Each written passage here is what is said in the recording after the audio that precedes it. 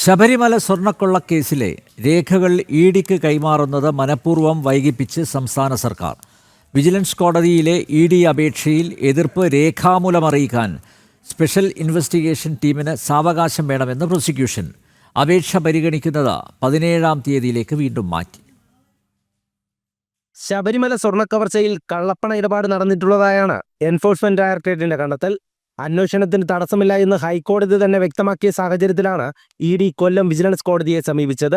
കേസിന്റെ FIR പകർപ്പുകളും remand റിപ്പോർട്ടുകളും അടക്കം ആവശ്യപ്പെട്ട് ഇഡി അഭിഭാഷകൻ അഡ്വക്കേറ്റ് MJ സന്തോഷ് കോടതിയിൽ അപേക്ഷ സമർപ്പിച്ചിരുന്നു. എന്നാൽ ശബരിമലയിലേക്ക് ഇഡി അന്വേഷണം വേണ്ട എന്നതാണ് സംസ്ഥാന സർക്കാരിന്റെ നിലപാട്. പലവിധ കാരണങ്ങൾ പറഞ്ഞാണ് അന്വേഷണത്തിന് തടയിടുന്നത്.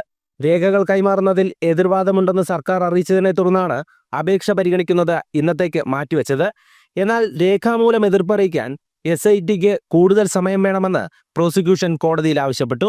തുടർന്ന് അപേക്ഷ പരിഗണിക്കുന്നത് 17-ാം തീയതിയിലേക്ക് വീണ്ടും മാറ്റിവെച്ചു. ഇഡി അന്വേഷണം ആരംഭിച്ചാൽ മന്ത്രിമാർക്കടക്കം കുരുക്കു വീഴുമോ എന്നതാണ് സർക്കാരിന്റെ ആശങ്ക. നിലവിൽ SIT അന്വേഷണം മാത്രം മതി എന്നതാണ് വാദം.